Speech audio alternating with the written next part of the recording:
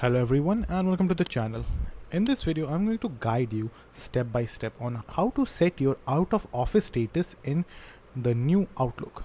Whether you are stepping away for a few hours or heading on a vacation, this quick guide will help you make sure your calendar reflects the availability. So start by opening the Outlook application on your Windows. Now once you're in, look at the left hand side menu and then click on the calendar icon to switch to the calendar view.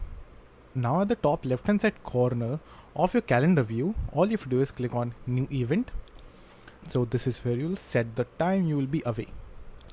Now choose the date you will be out of the office, or if you are only stepping out for a few hours, set the start and end time. So in my case, I want to add an event for another date. So just simply click on the calendar date option and choose your desired date. And then if you want, you can also adjust the time over here.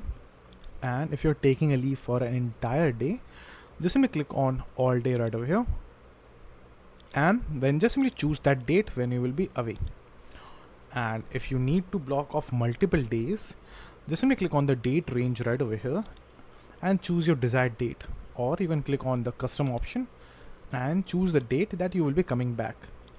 Now at the top section of the event window, you will see a drop down menu labeled by busy or free or just simply by default.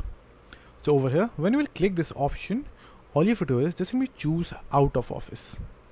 This tells Outlook and your co-workers that you are unavailable and stops people from scheduling meetings or assigning tasks to you. Next, in the event box, type something like, for example, out of office or anything that makes sense for your time away.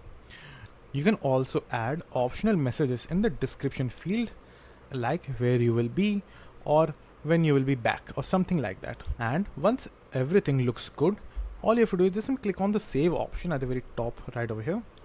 And then Outlook will now update your calendar and your out of office status will be visible to others during the time.